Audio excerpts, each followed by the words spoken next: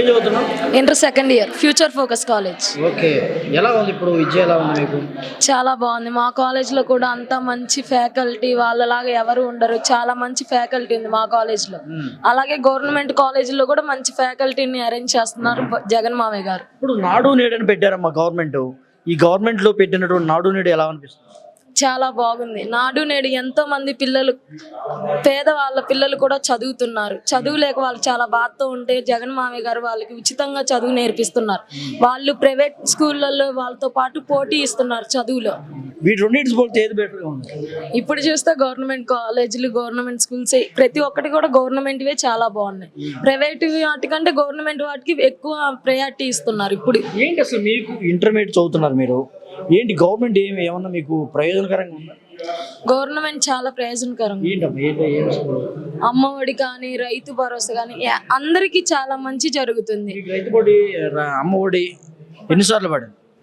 ప్రతిసారి పడుతూనే ఉన్నాయి. 4 సార్లు వేసారు, 4 సార్లు పడుతుంది. ఓకే. ఇప్పుడు మీరు ఏ పాఠశాలలో చదువుకున్నారు 10th క్లాస్ వరకు? హర్ష హై స్కూల్ అని ప్రైవేటే. మీ దగ్గరలో ఏమైనా ప్రభుత్వ పాఠశాల ఉన్నాయి. చూసారా? ఒకప్పుడు ఎలా ఉంది, ఇప్పుడు ఎలా ఉంది? ఒకప్పుడు అసలు ఆ స్కూల్ చూద్దామంటే చూడబుద్దే కాదు. ఇప్పుడు అసలు ఆ స్కూల్లో జాయిన్ అయ్యి చదువుకోవాలని చాలా ఇంట్రెస్ట్గా ఉంటుంది.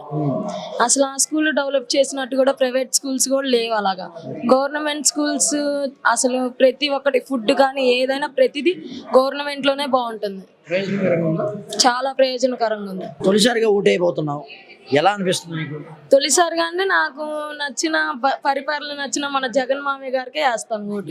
అసలు జగన్ మావయ్య గారు చాలా అంటే చాలా మంచి పనులు చేస్తున్నారు. ప్రతి ఒక్కరు లేని కుటుంబాలు కూడా ఇప్పుడు మంచిగా ఆరోగ్యంగా ఉంటున్నారు. ప్రతిదీ అందిస్తున్నారు. కాబట్టి ఖచ్చితంగా జగన్ గారికే నేను ఓటేస్తాను. యూత్ అంతా ఏం ఆలోచిస్తున్నారమ్మా?